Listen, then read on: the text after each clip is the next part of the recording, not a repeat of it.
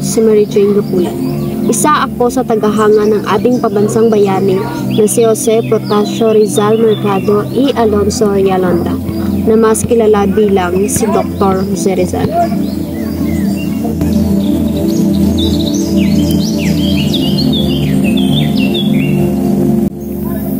Ako ay mula pa sa malayong lugar.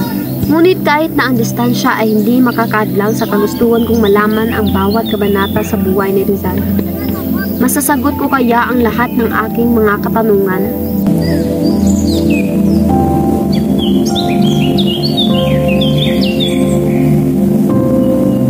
Sa wakas, nandito na ako.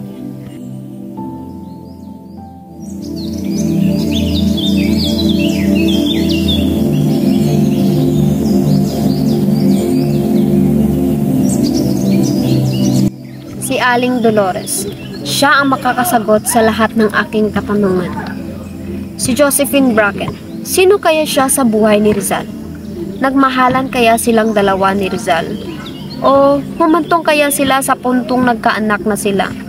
Ilan lamang ito sa mga katanungang pilit na tumatakbo sa aking isipan. Matatapos ko na kaya ang huling kabanata sa buhay ni Rizal?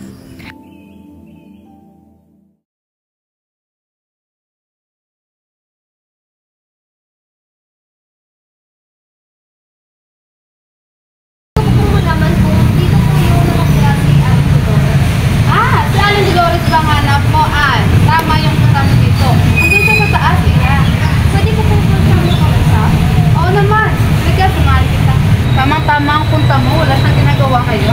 Saan ka ba nanggaling, Iha? Wala pa po ako sa malayong lugar. Ganun ka?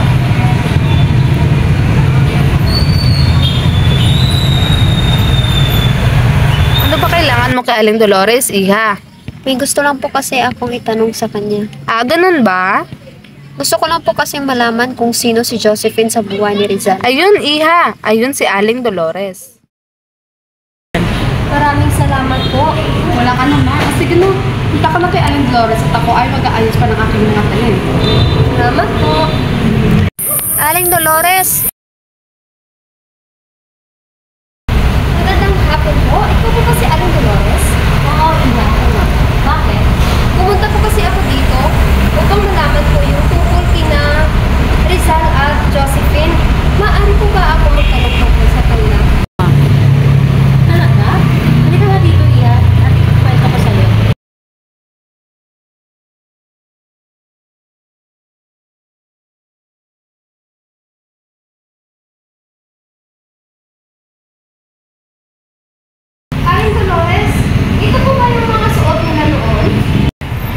Dito, Iha, at tayo ay magkukwento.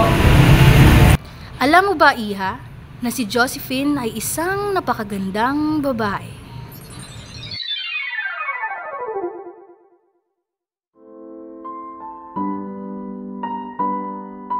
Siya ay ang huling kasintahan ni Dr. Jose Rizal. Si Josephine ay 18 taong gulang na maliit na babaeng Irish na may matapang na asul na mga mata, mahaba ang buhok at masayang disposisyon. Siya si Josephine Bracken, ang ampo ni George Taffer mula sa Hong Kong.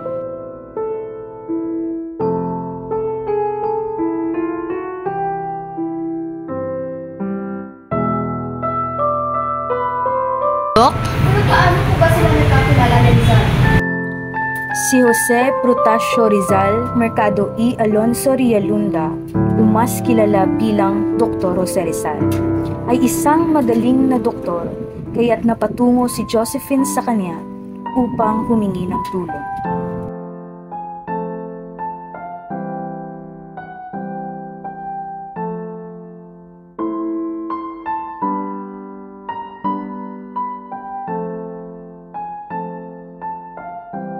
Ginoo, ako pala si Josephine Bracken.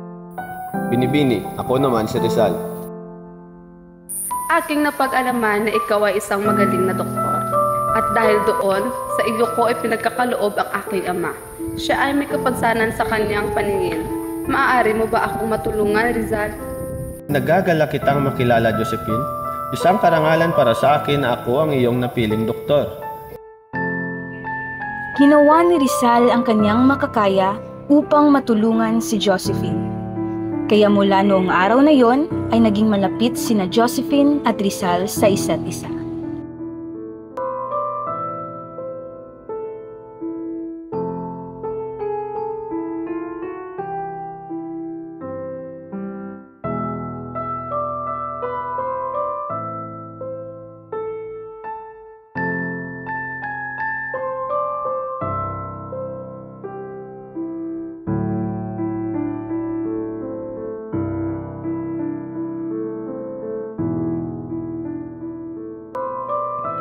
Hanggang sa dumating ang araw na ipinagtapat ni Rizal ang kanyang nararamdaman kay Josephine.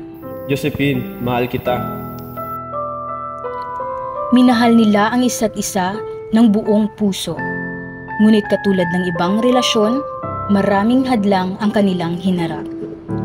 Naging malaking hadlang ang ama ni Josephine sa kanilang pagmamahalan. At ito'y humantong sa isang malaking kalungkutan.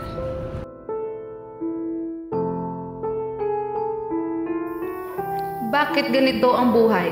Wala na ba akong karapatang maging masaya? Mahal ko si Rizal. Mahal na mahal. Ngunit ito ay taliwas sa kagustuhan ng aking ama. Ano ang aking gagawin? Ano ba ang mas matimbang para sa akin?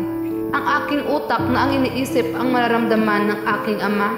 O ang aking puso na ang isinisigaw ay si Rizal?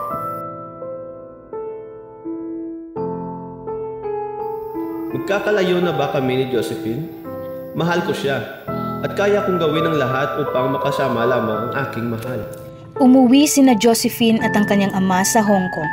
Ngunit sa kadahilanan ng pagmamahal ni Josephine kay Rizal ay gumawa ito ng paraan pabalik sa kanya. Dahil sa hindi pa pwedeng magsama si Rizal at Josephine, ay naisipan ni Rizal na sumulat ng liham sa kanyang ina. Naging masaya si Rizal dahil magkasama na ang kanyang pamilya at ang kanyang mahal na si Josephine. Subalit, hindi naging maganda ang pakikitungo ng mga ito kay Josephine. Lahat ng kabutihan ay pinakita nito sa mga kapatid at ina. Ngunit, ito ay hindi tanggap ng pamilya ni Rizal. Olivia, gusto mo bang tulungan kita?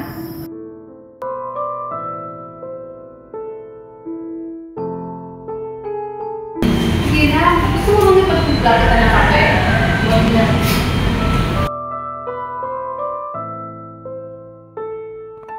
Ngunit kahit ang kanilang pamilya ay hindi makakahadlang sa kanilang pagmamahalan, kaya't pinabalik ni Rizal si Josephine sa kanya. Ipinagpatuloy nila ang kanilang pagmamahalan bilang isang magkarelasyon na tahimik at masaya.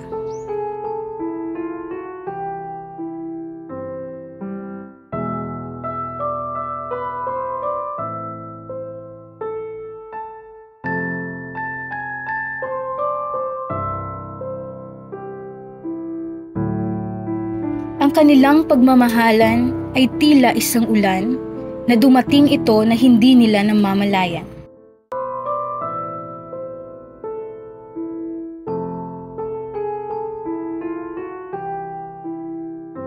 Araw-araw na niligawan ni Rizal si Josephine.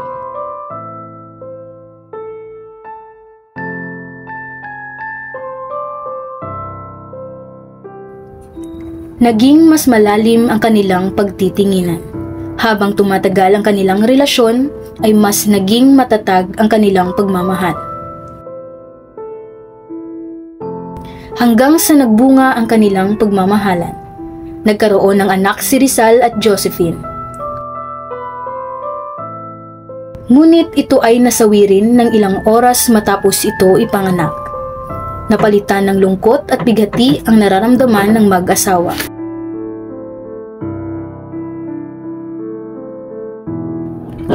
Ngunit hindi rin nagtagal ang pagsasama ni Rizal at Josephine, sapagkat nakatakda na ang pagpatay kay Rizal sa Bagong Bayan, na naging dahilan ng mas lalong pagkalungkot ni Josephine. Ngunit bago pa man patayin si Rizal, bumisita si Josephine sa kanya at kanilang napagdesisyonan na sila'y magpakasal.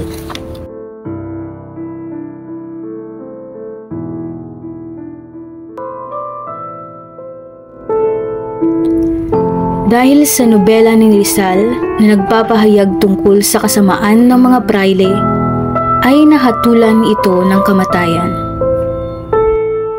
Labagman sa loob ng dalawa, wala silang magagawa dahil tadhana na ang nagpahiwalay sa kanila. Si Josephine at si Rizal ang nagpatunay na hindi lahat ng pagmamahalan ay nagwawakas sa masayang alaala. At doon nagtatapos ang kwento ni na Josephine at Rizal. Maraming salamat po, Aling Dolores. Ikinagagalak kong malaman ang mga kwentong iyon. Sa wakas, nalaman ko na rin yung tungkol kina Josephine at Rizal. Maraming salamat po ulit. Mauuna na po ako, Aling Dolores. Hanggang sa muli, paalam po. Paalam, iha. Ingat ka.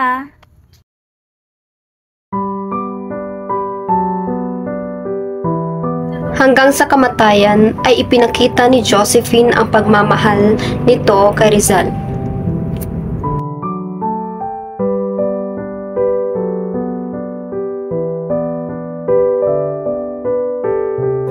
Sa wakas, natapos ko na ang kabanata sa buhay ni Rizal.